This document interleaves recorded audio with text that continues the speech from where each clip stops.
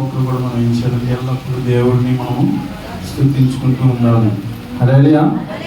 కాబట్టి ప్రియమైన దేవుని బిడ్డలారా, మనందరం కూడా సంతోషంగా ఉన్నామండి. హల్లెలూయా, హల్లెలూయా. మనం వచ్చిన పాస్టర్ గారు చెప్పారు కదా, మనం ఎల్లప్పుడూ ఎలా ఉండాలండి? సంతోషంగా ఉండాలని చెప్పారు లేదండి సమయలయ్య గారు. హల్లెలూయా. మనకేం లేవు, బాధలు లేవు, ఎప్పుడు కూడా సంతోషంగా ఉన్నామని ఆయన మనతో పాట కూడా పాడించారు. కాబట్టి క్రైస్తవులు ఎప్పుడు కూడా ఎలా ఉండాలంటే నిత్యము సంతోషముగా ఉండాలి. ఎందుకంటే సంతోషంగా ఉన్నాం అనుకోండి, ఆటోమేటిక్గా ఆరోగ్యం అదే వస్తుంది. అదే దుఃఖంతో ఉన్నాం అనుకోండి, ఉన్న ఆరోగ్యం కూడా పాడైపోతుంది. కాబట్టి మనం ఎల్లప్పుడూ సంతోషంగా ఉండే ప్రయత్నము చేయాలి ప్రియమైన దేవుని బిడ్డలారా. ఎందుకంటే యేసు ప్రభువుని నమ్ముకున్న మనము దేనికోసము చింతించకూడదని బైబిల్ చెప్తుంది కదండి. దేనికోసం కూడా మనము చింతించకూడదు. ఆయన్ని మనము ప్రేమిస్తున్నప్పుడు, ఆయన్ని మనము పూజిస్తున్నప్పుడు, ఆయన్ని మనము ఆరాధిస్తున్నప్పుడు దేనికోసం మనము చింతించకూడదు. ఎందుకంటే బైబిల్ చెప్తుంది, మీరు ఎంత చింతించినా, మీరు ఏమైనా ఒక అంగుళం పొడవు పెరుగుతారండి, మనం ఏమైనా ఒక అంగుళం తగ్గుద్దా? లేదా మీ బాధ లేదు వేరే ఒకరికి చెప్పారనుకుని ఏమన్నా తీరుస్తారా? తీర్చరు. ఒక దేవుడు మాత్రమే దానికి సహాయము చేయగలడు ప్రియమైన దేవుని బిడ్డలారా. అందుకే ఎల్లప్పుడూ కూడా మనం ఎవరిని స్తుతించుకోవాలంటే మన యేసు ప్రభువుని మాత్రమే స్తుతించుకోవాలి, ఆయన్ని ఆరాధించుకోవాలి. ఆయన కోసం ఆయన మాటలు మాత్రమే మనము మాట్లాడుకునే ప్రయత్నము చేయాలి. మన మాత్రమే ఏ మాటలు మాట్లాడతామంటే అనవసరమైన మాటలు మాట్లాడతాం. అవునా కదండి? చాలా విషయాలు వ్యర్థంగా మన నోటిని ఉపయోగిస్తూ ఉంటాం. క్రైస్తవులు ఎప్పుడు కూడా వ్యర్థంగా మాటలు ఆడకూడదని దేవుని వాక్యము సెలవిస్తూ ఉన్నది ప్రియమైన దేవుని బిడ్డలారా. ఎందుకంటే నేను వస్తూ ఉన్నప్పుడు, ట్రైన్లో వస్తున్నప్పుడు ఒక వీడియో చూశానండి. ఏంటంటే మనం చాలామంది ఇంట్లో ఉన్న పాత బట్టలు ఏం చేస్తారండి, జీన్స్ ప్యాంట్లో, నేను ఉదాహరణకి జీన్స్ ఉపయోగించే జీన్స్ ప్యాంట్లు ఉపయోగిస్తారు కదండి, వేసుకుంటారు కదా, మేము వేసుకుంటాం అందరం. అయితే ఈ జీన్స్ ప్యాంట్లు పాడైపోయిన తర్వాత ఏం చేస్తారు, మనం అయితే బయటికి వెళ్ళి పాడేస్తారు, లేదా ఆ డోర్ మ్యాట్లు కానీ కాలుకి మ్యాట్లు కింద ఉపయోగించి తర్వాత పాడేస్తారు. అయితే ఒక యవనస్తుడు చదువుకున్న ఇంటర్మీడియట్ చదువుకున్న బిడ్డ, వేరే రాష్ట్రం అండి, గుజరాత్ అనుకుంటా ఆ అబ్బాయిది. అయితే ఆ అబ్బాయికి చదువుకున్నప్పుడు ఒక ఎక్స్పెరిమెంట్ చేశారంట.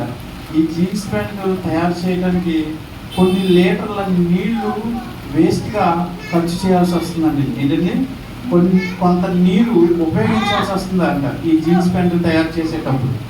అయితే దీనికేంటి, పర్యావరణం బాగుండాలి. ఇప్పుడు మనకంటే నీరు కొరత లేదు, కానీ నీరు కొరత ఉన్న ప్రాంతాలు చాలా ఉన్నాయి. ఉదాహరణకి మీరు మంచి దేశంలో దుబాయ్ దేశం ఉందనుకోండి, వాళ్ళకి మంచినీరు ఉందండి?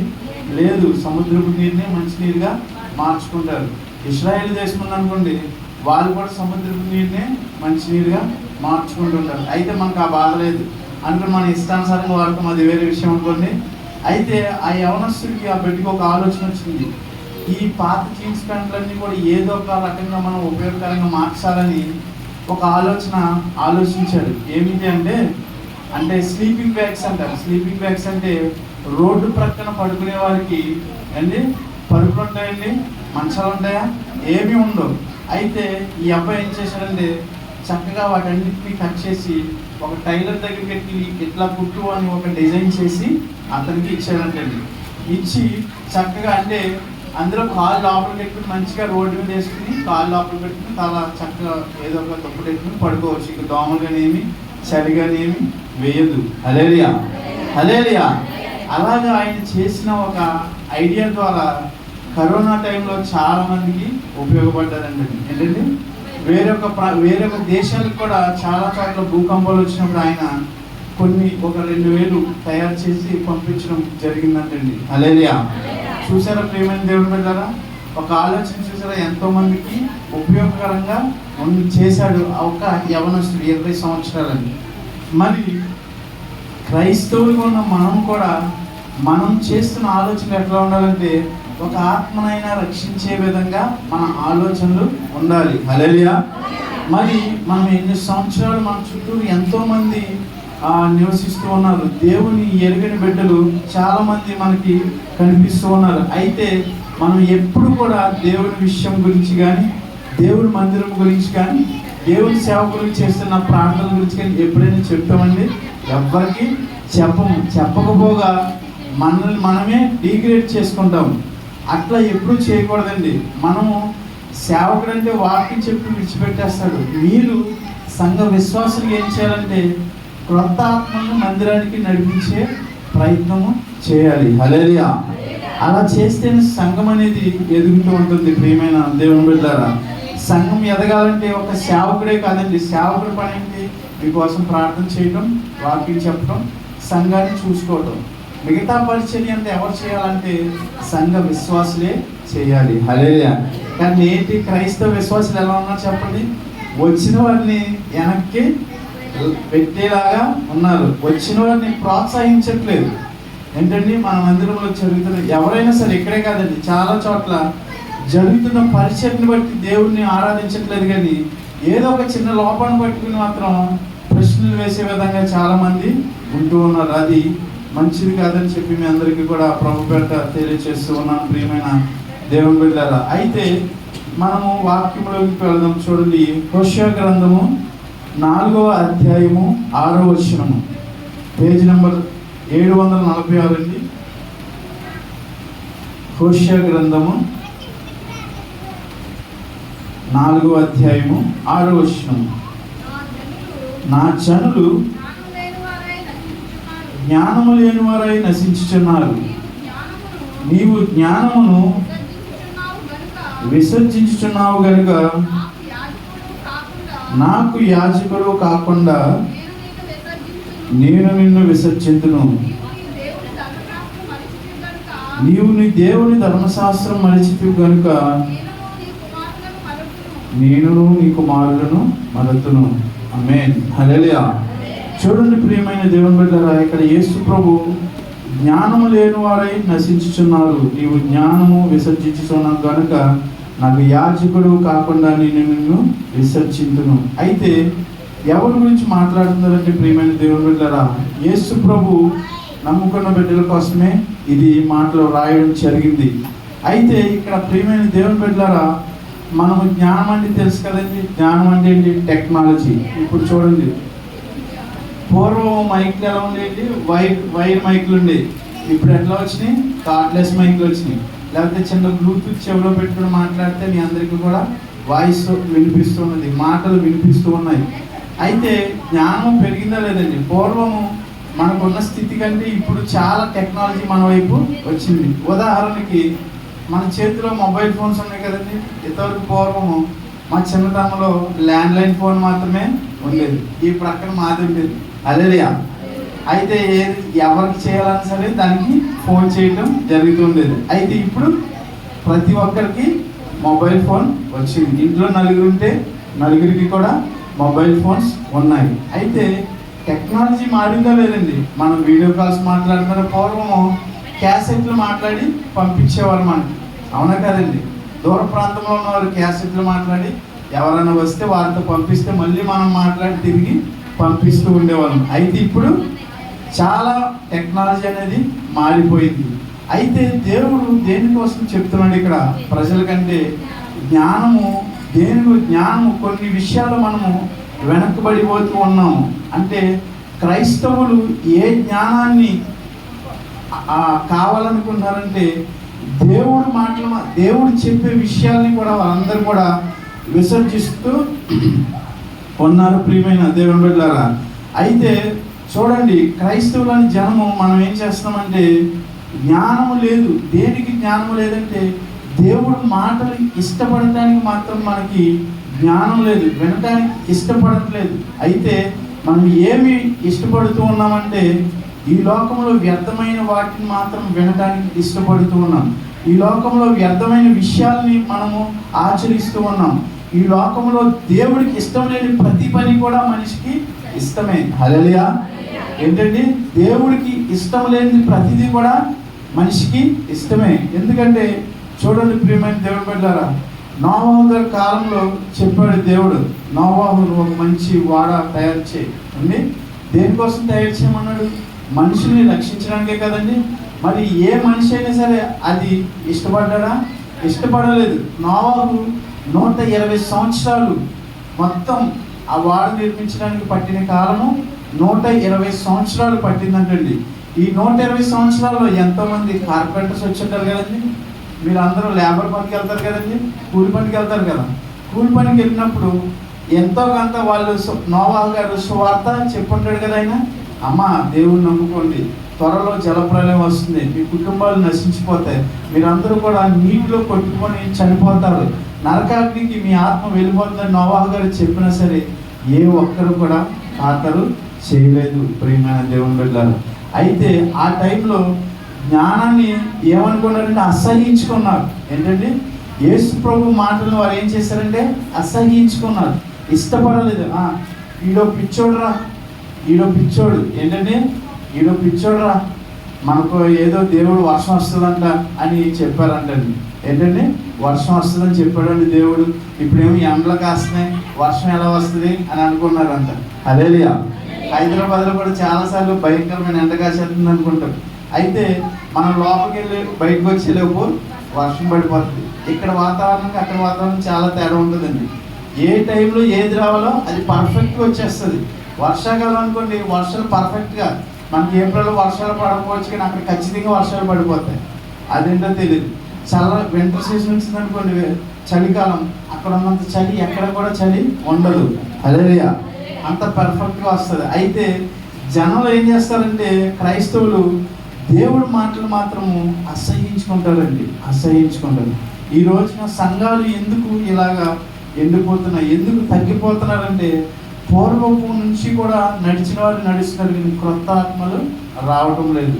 ఇంకా క్రొత్త ఆత్మలు రాకపోగా మనకేదైనా ఈ లోకంలో ఏదైనా చిన్న ఇబ్బంది కలిగితే మనం కూడా ఆ దారిలోనికే వెళ్ళిపోతున్నాం, వాటిని అనుసరిస్తున్నాం. చూడండి, ఒక ఇల్లు ముహూర్తం వేయాలనుకోండి, మనం చాలామంది ఏం చేస్తారు చెప్పండి, పాస్టర్ గారిని పిలుస్తారా, సిద్ధాంతం పిలుస్తారు పిలవాలండి, వాస్తవే కదండి. మరి పాస్టర్ గారు మళ్ళీ పైగా అక్కడికి వెళ్ళి ముహూర్తాలు అన్ని పెట్టించుకుని వచ్చి మళ్ళీ పాస్టర్ గారిని కూడా అదే టైంకి రమ్మంటారు. అది అర్ధరాత్రి 9 అయినా 12 అయినా 1 గంట అయినా. మరి మనం ఏంటండి క్రైస్తవంగా మనం నేర్చుకున్నది? అవునా కదా ప్రియమైన దేవుడు? క్రైస్తవులుగా మనం ఏమి నేర్చుకున్నాం? ఏమీ నేర్చుకోవట్లేదు. ఎన్ని సంవత్సరాలు అయిందో మనం దేవునిలో రక్షణ పొందుకుని మనం కూడా యేసు ప్రభుని అసహించుకుని యేసు ప్రభు ఇచ్చిన జ్ఞానాన్ని విడిచిపెట్టే వారిగానే మనం నడుస్తూ ఉన్నాము. మనము అనేక మంది సేవకులు తీసుకొస్తూ ఉన్నాం, అవునా కదండి? ప్రతి నెల ఒక సేవకుని తీసుకొస్తూ ఉన్నాం, మంచి మాటలు మనం వింటూ ఉన్నాం. అయినా సరే ఆ మీటింగ్ వరకు పాస్టర్ గారు మంచి సేవకుని మీరు తీసుకొచ్చారు, పాస్టర్ గారు మీరు మంచి సేవకుని మీరు తీసుకొచ్చారు, మంచి పాటలు బాగా పాడారు, మంచి వర్తమానం అందించారు అంటున్నారు. కానీ మళ్ళీ వచ్చే ఆదివారం వచ్చేసరికి మీ పాత జీవితం మళ్ళీ కూడా మీకు వచ్చేస్తుంది. హల్లెలూయా. ఎందుకంటే ప్రియమైన దేవుని బిడ్డలారా, మనం ఆల్రెడీ ఒక ఆయన అన్నాడు పొద్దున్న ట్రైన్లో వచ్చినప్పుడు, ఇది కలియుగంలో ఉన్నాం మనం, తొందరగా ఏ మంచికి చోటు లేదు, అంతా కూడా చెడు విస్తరిస్తుందని ట్రైన్లో వచ్చినప్పుడు ఒక ఆయన చెప్తూ ఉన్నాడు అందరితో. హల్లెలూయా. ఎందుకంటే ప్రియమైన దేవుని బిడ్డలారా, దేవుడు రాకడ సమయం దగ్గరికి వచ్చింది. దగ్గరికి వచ్చినప్పుడు మనం కూడా ఆయనకి దగ్గరగా జీవించే జీవితం మనలో లేకపోతే కనుక మనం చేసిన భక్తి అంతా కూడా వ్యర్థమే, మనం చేసిన ప్రార్థన అంతా కూడా వ్యర్థమే, మనం పాడిన పాటలన్నీ కూడా వ్యర్థమే, మనం ఇచ్చిన దేవుడికి సమర్పణ అంతా కూడా వ్యర్థమే. ప్రియమైన దేవుని బిడ్డలారా, హల్లెలూయా. అందుకే ప్రసంగి గ్రంథంలో చెప్తాడు, ఆయన అంతా తేరు చూశాడంట. ప్రసంగి గ్రంథంలో చదివితే ఆయన ఒక్కొక్క మనిషి దగ్గరికి వెళ్ళి పరిశీలించి చూస్తూ ఉన్నాడంట. అంటే ఒక హెలికాప్టర్లో వచ్చి చూస్తూ ఉంటారు చూడండి, సీఎంలో చూడండి, ఏదైనా తుఫాన్ వచ్చింది అనుకోండి, హెలికాప్టర్లో వచ్చి చూస్తూ ఉంటారు కదా, అలాగా ప్రసంగి అయినా చూస్తూ ఉన్నాడంట. ఒక్కొక్క మనిషి దగ్గరికి వచ్చి చూస్తూ ఉంటే ఒకడు కనిపిస్తున్నాడంట, ఈడో కష్టపడిపోతున్నాడంట. ఏంటంటే ఈడో కష్టపడిపోతున్నాడంట, తినట్లేదంట, త్రాగట్లేదంట, లేకపోతే కుటుంబ సభ్యులు పట్టించుకోవట్లేదంటే ఎల్లప్పుడూ కూడా ఇది ఒకటే ఆశ, నేను డబ్బు సంపాదించాలి అనుకుంటున్నాడు అంటండి. ఏంటంటే డబ్బే సంపాదించాలి, ఇంకేమి కూడా వద్దు. అయితే చూసిన తర్వాత కొద్ది రోజులకి ఆయన మరణించాడంటాడు. ఏంటంటే కొద్ది రోజులకి మరణించాడు. మరణించిన తర్వాత ఈ ప్రసంగి గారికి అనిపించిందంట, అయ్యో ఎంత ప్రయాసపడ్డాడు, ఈ డబ్బు అంతా ఎవడు తీసుకెళ్ళిపోతున్నాడు, ఎవడో తింటున్నాడని ఆలోచన చేస్తే వాడి బంధువులు తింటున్నారు, వాళ్ళ కొడుకులు కూతురు తింటున్నారు, మరి వీడేం తిన్నాడు, గడ్డి గాదం తిని లేకపోతే మంచి కూర కూడా అన్నం వండుకుని కూడా తినలేని స్థితి, దాచుకుని డబ్బు అంతా కూడా ఏం చేశాడు, పరుల పాలు అయిపోయింది. హల్లెలూయా. చూశారండి, ఎంతో ప్రయాసపడ్డాడు, ఏమన్నా ఉపయోగం ఉందా? లేదు. ప్రియమైన దేవుని బిడ్డలారా, మనం కూడా అంతే. మన జీవితము ఎంతో ప్రయాసపడి, ఈ లోకంలో మనం ఎంత ప్రయాసపడినా సరే ఏదో ఒక రోజు చనిపోతాం కదండి. ఇది ఖచ్చితం కదా. మనం పుట్టామంటే ఖచ్చితంగా మరణించాలి, అది మట్టికి ఫిక్స్. ఈ రెండు మరణాన్ని దాటిపోయింది ఎవరు కూడా లేరు, ఒక్క యేసు ప్రభు ఒక్కరే. హల్లెలూయా. అయితే మరణించాక మనం ఎక్కడికి వెళ్తాం అనేది మాత్రం ఒకటి మనం అందరం కూడా గుర్తుపెట్టుకోవాలి. మనందరం కూడా నిత్య జీవం పొందుకోవాలంటే యేసు ప్రభు జ్ఞానాన్ని మీరు హృదయంలో దాచుకోవాలి. ప్రియమైన దేవుని బిడ్డలారా, హల్లెలూయా. అందుకే ప్రసంగి చెప్తుంటాడు కదా, ప్రతిదీ కూడా ఈ భూమి మీద నేను వెదకి చూశాను, అనేక మందిని చూశాను, ప్రతిదీ కూడా వ్యర్థమని నాకు అర్థమైంది. వ్యర్థం కాంతి ఏంటంటే యేసు ప్రభువుని మన హృదయంలో దాచుకోవటమే అనేది వ్యర్థం కాని వస్తువు అని చెప్పి, లేకపోతే వ్యర్థం కాని మాట అని చెప్పి ఆయన చెప్పడం జరిగింది. ప్రియమైన దేవుని బిడ్డలారా, హల్లెలూయా. ఎందుకంటే మనందరం కూడా ఎలా ఉండాలంటే యేసు ప్రభు జ్ఞానపు మాటలను మనము విడిచిపెట్టకూడదు. హల్లెలూయా. ఇంకొకటి చూడండి, 2వ పేతురు 1వ అధ్యాయము 3వ వచనం, 218 క్రొత్త నిబంధన.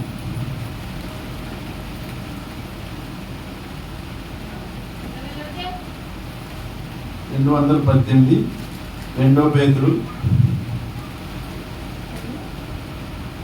1వ అధ్యాయం 3వ వచనం. మహిమను బట్టి, మధ్యలో చదవండి, దేవుని గూర్చినట్టు మన ప్రభువైన యేసు దేవుని గూర్చినట్టు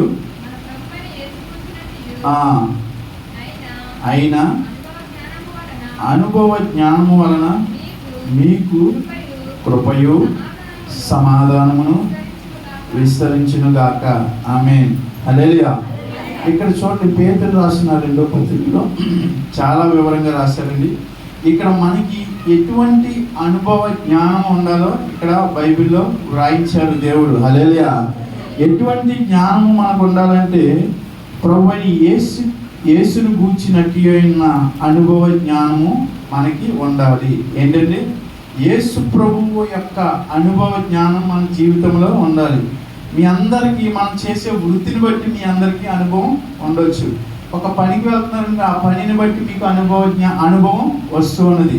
అయితే ఆ అనుభవం దేనికి ఉపయోగపడుతుంది? ఇప్పుడు మనందరికీ తెలుసు, మన చుట్టుపక్కల వేటాడే వాళ్ళు చాలామంది ఉన్నారు. అది వల ఎలా వేయాలో తెలుసు, నాకు తెలుస్తుందండి, తెలియదు. నాకు నా పని ఎలా చేయాలో, నా ఉద్యోగం ఎలా చేయాలో నాకు తెలుస్తుంది, లేదా మీకు వాక్యం ఎలా చెప్పాలో నాకు తెలుస్తుంది, అంతే కదండి. అయితే మీ జ్ఞానము ఏంటంటే ఈ వల ఎలా వేస్తే చేప పడుతుందో మీకు తెలుసు. హల్లెలూయా. అదే మీరు ఏదైనా ఒక పనికి వెళ్తే ఎలా చేస్తే మీ పని తొందరగా అయిపోతుందో అటువంటి జ్ఞానము మీకు తెలుసు. దూర ప్రాంతం వెళ్ళేవారు అక్కడ వారికి తగినట్టుగా ఆహారం సిద్ధపడటం అనేది ఒక అనుభవ జ్ఞానంగా ఉంటూ ఉన్నది. అయితే క్రైస్తవులకు మాత్రం ఏముండాలని చెప్తున్నాడంటే దేవుడు, మనం కృపయు సమాధానం పొందుకోవాలంటే యేసు ప్రభు మనము అనుభవ రీతిగా తెలుసుకోవాలంటే ఏంటంటే యేసు ప్రభువుని మనం అనుభవించి, అంటే ఆ పని యేసు ప్రభువుని బట్టి మనం కొన్ని విషయాలు పొందుకునే భక్తి మనకి కలిగి ఉండాలని వాక్యము చెప్తూ ఉన్నది. హల్లెలూయా. అనుభవ జ్ఞానం అంటే యేసు ప్రభు మన జీవితాల్లో కూడా ఈ కార్యము స్పష్టంగా చేశాడు. యేసు ప్రభుని నేను ఎలా తెలుసుకున్నాను, యేసు ప్రభుని తెలుసుకోవాలంటే మనకి ఏముండాలి? ఒక సాక్ష్యం అనేది ఉండాలి. ఆ సాక్ష్యం అనేది లేదనుకోండి, మనకి యేసు ప్రభు జ్ఞానము, అనుభవ జ్ఞానము లేనట్టే. సాక్ష్యం అనేది ఖచ్చితంగా క్రైస్తవుడికి చాలా అవసరము, అంతే కదండి. కత్తికి పిడి లేకుండా ఎవడైనా పట్టగలడా? పట్టలేడు. కత్తికి పిడి ఎంత అవసరమో క్రైస్తవుడికి సాక్ష్యము కూడా అంతే అవసరము. ప్రియమైన దేవుని బిడ్డలారా, అందుకే పేతురు రాస్తూ ఉన్నాడు ఇక్కడ, మనకి ఏముండాలంటే యేసు ప్రభు వలన వచ్చే అనుభవ జ్ఞానం కలిగి ఉంటే మనకి ఏమొస్తుందో తెలుసా? మీ అందరికీ కూడా కృపయు సమాధానము విస్తరిస్తారంటండి. హల్లెలూయా. చాలా మంది క్రైస్తవులు నేటి సమాజంలో మనం ఆశిస్తుంది ఏంటంటే, మన పాస్టర్ గారు ఎవరు వచ్చి చెప్పండి, మీరు అందరూ బ్లైండ్ అయిన పేరేంటి? ఎస్ మాథ్యూ పాస్టర్ గారు వచ్చారు కదా, ఆయన ఒక మాట చెప్పాడు, మీకు గుర్తుందా? మన యేసు ప్రభు రెండు రకాలుగా ఉన్నాడండి. ఏంటంటే ఎక్కువగా యేసు ప్రభుని పూజిస్తున్నారంటే మీరు వచ్చి మందిరంలో సేవకుల దగ్గర చెప్పి లేదా మీకు మీరుగా ప్రార్థన చేసుకుంటే మీకు అది నెరవేర్చేసి వెళ్ళిపోయే యేసు ప్రభు నేటి క్రైస్తవుకి కావాలని చెప్పి ఆయన చెప్పడం లేదండి. అదే అది వాస్తవమే కదండి. మనందరి మనసులు ఎలా ఉన్నాయి? మనం ఎక్కడికో వెళ్ళాలండి, ఏదో ప్రయాణం వెళ్ళాలి, వెంటనే అయిపోవాలి. మనం అప్పటి వరకు కూడా మనం ప్రార్థన చేయము, అప్పటి వరకు కూడా మందిరానికి రాము, అప్పటి వరకు కూడా కనీసం చర్చికి అంత దూరం వెళ్ళినా సరే ఏమి చేయము. అయినా సరే వెంటనే మనకి ఏం కావాలంటే మనం ప్రార్థన చేసిన వెంటనే మనకి జవాబు వచ్చేయాలి. ఏంటండి? జవాబు వచ్చేయాలి, లేకపోతే మనం అలుగుతాం. అవునా కదండి? అలగటం సనగటం అనేది క్రైస్తవులు చాలా ఎక్కువ ఉంటుంది. మంగచారి గారు చెప్పారు. హల్లెలూయా. ఏంటండి? అలగటం సనగటం ఎక్కువ. ఇశ్రాయేల్ ప్రజలే కాదండి, ఇశ్రాయేల్ ప్రజలు మాకు మాంసం లేదు, లేకపోతే మాకు మంచినీళ్ళు లేవు, మాకు కీర దోసకాయలు లేవు, లేకపోతే వంకాయలు లేవు అని అలిగారంట మోషే గారి మీద. అవునా కదండి? అలా క్రైస్తవులు కూడా అలుగుతూ ఉంటాం మనం కూడా. అయితే దేవుడు వాక్యం సెలవుస్తుంది కదండి, దేవుడి మీద మనం అలగకూడదండి. హల్లెలూయా. మనకి కృపయు సమాధానం విస్తరించాలంటే ప్రతి ఒక్కరు కూడా మనం నేర్చుకోవాల్సింది ఆయన అనుభవం మనకి ఉండాలి, యేసుక్రీస్తు అనుభవం మనకి ఉండాలి. చాలా మందికి తెలుసు కదండి, పిల్లలకి తల్లి ఒడి అనుభవం ఉంటుందండి. ఏంటంటే తల్లి ఒడిలో పెట్టడం ఎవడైనా ఉంటాడండి? ఒకవేళ బయట అనాథలు అనుకో మనం చెప్పలేం, విడిచిపెట్టే వాళ్ళ గురించి మనం మాట్లాడకూడదు, కానీ తల్లి ఒడి అనుభవం ఉంటుంది. తర్వాత ఏం చేస్తారు? స్కూల్ వేస్తారు. అవునా కదండి? స్కూల్ అనుభవం ఉండాలి, బడి అనుభవం ఉండాలి. తర్వాత ఏముండాలి? యేసుక్రీస్తు అనుభవం కూడా వారికి ఉండాలండి. ఇవన్నీ లేకపోయినా యేసుక్రీస్తు గుడి చర్చి అనుభవం మాత్రము, లేకపోతే యేసుక్రీస్తు ప్రభు జ్ఞానం గురించిన అనుభవం మాత్రము మనం పిల్లలకి నేర్పించాలి. ప్రియమైన దేవుని బిడ్డలారా, హల్లెలూయా. అప్పుడు మన అందరికంటే ఏమొస్తుందంటే కృపయు సమాధానము మనకి విస్తరిస్తుందని దేవుడి వాక్యం సెలవిస్తుందండి. మరి మీరందరూ కూడా మనం ఏం చేయాలండి? దేవుని జ్ఞానము ఆశయించుకునే వారిగా మాత్రం మనము ఉండకూడదు. ప్రియమైన దేవుని బిడ్డలారా, ఎందుకంటే దానియేలు గ్రంథంలో మనం చూస్తున్నాం, రెఫరెన్స్ ఏం చదవద్దు కానీ దానియేలు గ్రంథంలో ఇప్పుడు నలుగురు యవనస్తులు వచ్చి ఆయన ఏం చేస్తారంటే ఒక ప్రతిమకి మొక్కమని చెప్తాడు రాజు. అన్న కదండి, ఒక విగ్రహానికి మొక్కమని చెప్తారు. అయితే వాళ్ళు ఏం చేస్తారు? మా ప్రాణాలైనా పోగొట్టుకుంటాం కానీ ఆ విగ్రహానికి మొక్కమని చెప్తారు. హల్లెలూయా. మరి ఎందుకు అంత కట్టిదిట్టంగా వాళ్ళు నిర్ణయం తీసుకున్నారో చెప్పనా? వాళ్ళకి దేవుడి అనుభవము ఉన్నది. హల్లెలూయా. వారికి ఏమున్నదండి? దేవుడి యేసు ప్రభు అనుభవం ఉన్నది. ప్రియమైన దేవుని బిడ్డలారా, హల్లెలూయా. మనకి కూడా అనుభవం లేదనుకోండి, యవనస్తులు కూడా మిగతా వారి వాళ్ళే ఖచ్చితంగా మొక్కేవారు. అయితే వాళ్ళు ఎందుకు మొక్కలేదంటే వాళ్ళకి తెలుసు, మేము నిజంగా చనిపోయటం దేవుడికి ఇష్టమైతే చనిపోతాం, కానీ మేము నమ్ముకున్న దేవుడు మమ్మల్ని అన్యాయంగా మాత్రం ఈ మరణానికి అప్పగించడు అనుకున్నప్పుడు వెంటనే యేసు ప్రభు అగ్నిలోకి దిగి వచ్చాడు. హల్లెలూయా, హల్లెలూయా. మరి అందరికీ ఉన్న అనుభవం మనకు కూడా కావాలి కదండి, ఉండవద్దా? మీకు చెప్తాను చూడండి, నేను ట్రైన్లో వచ్చినప్పుడు జనరల్గా వచ్చాను. నేను రిజర్వేషన్ బోగీలో సీట్లు దొరకకపోతే రిజర్వేషన్ సీట్ దొరకలేదు, బుక్ చేసుకున్నాను టికెట్, వెయిటింగ్ లిస్ట్ వచ్చి ఆగిపోయింది. నైట్ 3 వరకు కూడా నిద్ర లేదు. ఎందుకంటే టీసీలు ఏ రూల్స్ మాట్లాడి అంటే ఎక్కడ కూర్చోకూడదు అక్కడ కూర్చోకూడదని ఒక నలుగురు ఎక్కువ మిగతా వాళ్ళందరూ తిప్పేస్తారు, కానీ మేము అటు ఇటు తిరిగితే ఎక్కడో చోట కూర్చోండి, బాత్రూమ్ డోర్ దగ్గర కూర్చొని వచ్చాం. 3 వరకు ప్రభావ రేపు మరి చర్చి ఉంది, కనీసం కూర్చోవడానికి ప్లేస్ లేదు, నిద్ర లేకపోతే మా సంగతిలాగా నేను కూడా నిద్రపోతాను, నేను బలిపెట్టాను కదని. ఏమండి మీకు అర్థమవుతుంది కదా? మరి నిద్ర లేకపోతే ఎవరికైనా కష్టమే కదా. నిన్నంతా పగలంతా ఏదో కూర్చొని, నేను హాలిడే అనుకోండి ఇంటికాడ కూర్చున్నాం, సాయంత్రం టికెట్ తీసుకున్నాం. మొన్న రోజు శుక్రవారం టికెట్ తీసుకుని అయితే 3 వరకు కూడా నిద్ర లేదు. 3:20 నిమిషాలకి గుంటూరు జంక్షన్ వచ్చింది. ఓ 10 నిమిషాలు ప్రార్థన చేసుకున్న, అలా కళ్ళు మూసుకుని ప్రభా ఈ చిత్రం అయితే ఎక్కడైనా కొంచెం ప్లేస్ నాకు దయచే, కొంచెం కూర్చోవడానికి బాగా నడువు, ఎక్కువసేపు కూర్చోలేం కదండి, కూర్చోగలమా? కూర్చోలేం. అలాగని పరుగులు రావడం కూడా చాలా కష్టమైన ట్రైన్లో. ఎందుకంటే ఏ టైంలో నిద్రపడదో తెలీదు, ఎవడు గొరక పెడతాడో తెలీదు, అంటే ఏ చనిపోయి ఏడుస్తుందో తెలీదు, టీసీ ఎన్నిసార్లు వచ్చి లెక్క పెడతారో మనకి తెలీదు. అనేక సమస్యలు ఉంటాయి ట్రైన్ జర్నీలో. హల్లెలూయా, హల్లెలూయా. అయితే ప్రార్థన చేసుకుని అలాగా నుంచున్నాం. ఈలోపు మళ్ళీ టీసీ వస్తుందని వేరే చోటకి నడుచుకుంటూ వెళ్తే వేరే భోగిలోకి ఎవరో తెలియదు కానీ ఆ నరసాపురం నాతో మాట్లాడాడండి. బాబు ఎక్కడి నుంచి వస్తున్నారు ఏంటి, ఇలా అంకులు ఇలాగన్నా సికింద్రాబాద్లో ఎక్కువ రిజర్వేషన్ లేదు, వెయిటింగ్ లిస్ట్ లేదంటే అవునా, అయితే మా దగ్గర ఒక సీటు నాకు ఎలా నిద్ర పట్టట్లేదు అంటే మీరు వినాలి, నాకు ఎలా నిద్ర పట్టట్లేదు అంటే నేను అన్నాను అయితే కొద్దిసేపు మీ పక్కన కూర్చోడానికి అవకాశం ఏంటి అంకుల్ గారు అని చెప్పి అడిగానండి. హల్లెలూయా. అయితే ఆయన అన్నాడు సరే బాబు వచ్చి కూర్చోండి అని చెప్పి తీసుకెళ్ళి 5 బెర్త్ 3 బెర్త్లు ఉంటాయి కదా, అటు 3 ఇటు 3 సైడ్ 2 ఉంటాయి ఒక్కొక్క దానికి. పైకి కూర్చోకున్నాక అన్నాడు ఆయన సరే ఇంతసేపు నీకు నిద్ర లేదు కాబట్టి కొంచెంసేపు పడుకొని నేను చివరికి కూర్చుంటానని చెప్పి ఆయన స్థలం ఇచ్చి నన్ను పడుకోబెట్టండి. హల్లెలూయా హల్లెలూయా.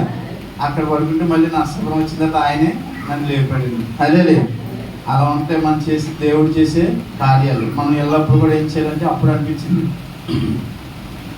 దేవుడు చిన్న విషయం అనుకుంటాం కదండి, చిన్న విషయాలు అనుకుంటాం కానీ ఆ చిన్న విషయం ఆ సమయానికి దేవుడు సహాయం చేయకపోతే మమ్మల్ని దింపేయచ్చు. అంటే దేవుడు కృప లేదనుకోండి మమ్మల్ని అక్కడి నుంచి దింపేయచ్చు, లేకపోతే కూర్చోడానికి అలా కూర్చుని రావాల్సి వచ్చిన పరిస్థితి. హల్లెలూయా. అంటే ఆ క్షణం నేను చేసిన ప్రార్థన దేవుడు అన్నాడు కాబట్టి వెంటనే ప్లేస్ అనేది వచ్చింది. ప్రియమైన దేవుని బిడ్డలారా, మన చిన్న అవసరం కూడా ఒక చిన్న ప్రార్థనే కావచ్చు మన జీవితానికి పెద్ద సమాధానం, పెద్ద కృప దేవుడు మనకి అనుగ్రహిస్తాడు. హల్లెలూయా.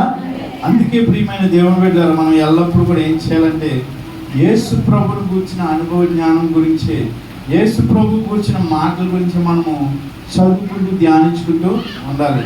చాలామంది ఈ గ్రూప్లో బైబిల్ క్వశ్చన్ పెడుతున్నాం కదండి, పెట్టినప్పుడు చాలామందికి టైం కూడా ఉండట్లేదని చెప్తున్నారు. అవునా కదండి, చాలామంది టైం కూడా ఉండట్లేదంట. అంటే గ్రూప్లో పెట్టిన మంది కూడా చాలామంది ఉన్నారు చదువుకునేవారు. ఏ రోజైనా ఈ వారం నుంచి పోయిన ఆదివారం నుంచి ఈ వారం వరకు కూడా మేము బైబిల్ తీసి చదివాం. రోజు ఒక అధ్యాయం చదువుకున్న వారు ఎవరైనా చేతులు ఎత్తుంది? చదువుకున్న వాళ్ళు ఉన్నారు, కనీసం బైబిల్ ముట్టుకున్న వాళ్ళు ఉన్నారండి ఈ వారంలో. ఏదో నామకే వస్తే శుక్రవారం వస్తే ప్రార్థన చేసుకునే వాళ్ళు చాలామంది ముట్టుకుని ఉండొచ్చు కానీ క్రైస్తవులు అలా అయిపోయారండి. మరి మీరు ప్రక్కవారి గురించి ఎన్ని మాటలు మాట్లాడుంటారో ఒకసారి ఆలోచించండి. ప్రక్కవారి గురించి, లేకపోతే ఈ రాజకీయాల గురించి కావచ్చు, లేకపోతే మీ ప్రక్కింటి వారి కోసం కావచ్చు, లేకపోతే ఇతర విషయాల కోసం గురించి ఎన్ని విషయాలు మాట్లాడారు కదా. మరి ఇంక మన భక్తి ఎక్కడున్నట్టు లేదు. అంటే మనం చేసిన భక్తి వ్యర్థం. మనం ఇంకా యేసుక్రీస్తుని సంపూర్ణంగా అంగీకరించలేదు. మనకి ఈ అనుభవ జ్ఞానము లేదు ప్రియమైన దేవుని బిడ్డలారా. అయితే నేను చెప్తున్నాను, ఇక నుంచైనా మనం ఒక ఆలోచన చేయాలి. ఇక నుంచైనా అంటే మీకు చెప్తున్నాను చూడండి, జపాన్ ఒక దేశం ఉంది కదండి. జపాన్ చాలా చిన్న దేశం. అయితే అక్కడ ఏం నేర్పిస్తారంటే పిల్లలకి మొదటిగా ట్రావెలింగ్ జర్నీ వెళ్ళేటప్పుడు విశేషంగా ఉంటారండి పిల్లలు. 3 సంవత్సరాల పిల్లలకి వాళ్ళు వెళ్ళేటప్పుడు ట్రైన్లో ఎవరైనా సరే వృద్ధులు వచ్చినా, లేకపోతే గర్భిణీ స్త్రీలు వచ్చినా, లేకపోతే ఫిజికల్ హ్యాండిక్యాప్డ్ కాళ్ళు చేతులు బాగాలేని వాళ్ళు వచ్చినా సరే మనం లేచి వారికి సీట్ ఇవ్వాలి అనే జ్ఞానాన్ని వాళ్ళు నేర్పిస్తారండి. హల్లెలూయా. మీకు ఎందుకు చెప్తున్నానంటే వాళ్ళు చక్కగా ఇప్పుడు ఏదైనా ఒక ట్రైన్లో పిల్లలు పెద్దవాళ్ళు అయిన తర్వాత ఏం చేస్తారు, స్కూల్కి వెళ్ళేటప్పుడు లేకపోతే ఒక ట్రైన్ ఎక్కేటప్పుడు వాళ్ళు ఏం చేస్తారంటే వాళ్ళు లేచి ఎవరైతే ముసలి వారు ఉన్నారో, ఎవరైతే ఫిజికల్లీ హ్యాండిక్యాప్డ్, ఎవరైతే వికలాంగులు ఉన్నారో, ఎవరైతే గర్భిణీ స్త్రీలు ఉన్నారో వాళ్ళని ఖచ్చితంగా గౌరవించాలి, వాళ్ళకి ఆ సీట్ని ఇవ్వాలని చిన్నప్పటి నుంచే వారికి నేర్పిస్తారంటండి. హల్లెలూయా హల్లెలూయా. మరి హైదరాబాద్లో ఉంటాం కదండి, మేము హైదరాబాద్లో మెట్రో ట్రైన్కి వెళ్తాం కదా. వెళ్ళేటప్పుడు ఎవరైనా ముసలోళ్ళు వచ్చారనుకోండి, ఒక్కొక్కడు ఏం చేస్తారు, నిద్ర రాదండి. అంటే నిద్ర రాకపోయినా సరే వాడు బ్యాగ్ ఎవరెట్టుకుని ఇలా పడుకుని పోతున్నాడు. అంటే ఆ సీట్ ఎక్కడ ఇవ్వాల్సి వస్తుందండి. హల్లెలూయా. అంటే ఎవరైనా పాపం చిన్నపిల్లల్ని ఎత్తుకుని ఉంటారండి, ట్రైన్లో గమ్ముని అటు ఇటు బ్రేక్ చేసినప్పుడు పడిపోతారు కదా, కనీసం సీట్ ఇవ్వాలి కదా వాళ్ళకి. వీడు ఎవడు, అమ్మాయిలు ఎవరో అబ్బాయిలు ఎవరో ఏం తక్కువ కాదండి, ఎవరు కూడా ఏమి ఇవ్వరు, చక్కగా నిద్రపోతుంటారు, లేకపోతే ఫోన్లో ఇయర్ ఫోన్స్ పెట్టుకుని సాంగ్స్ వింటూ ఉంటారు.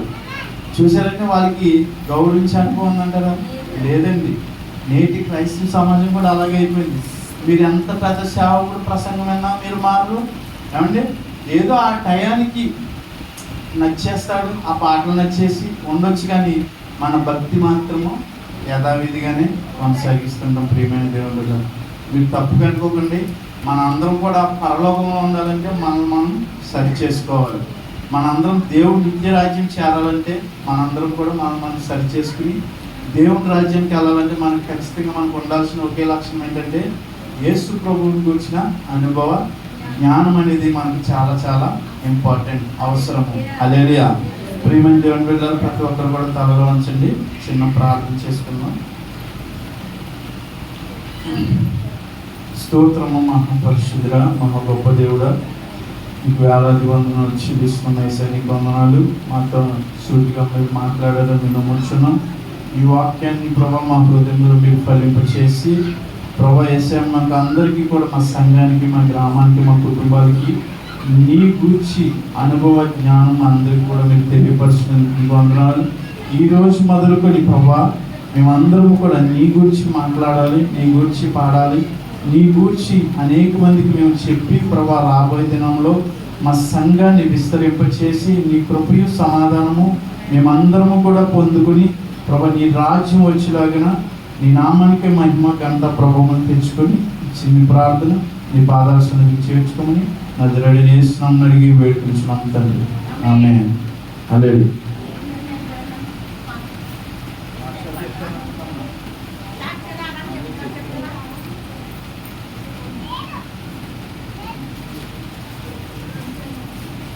లక్ష్మీ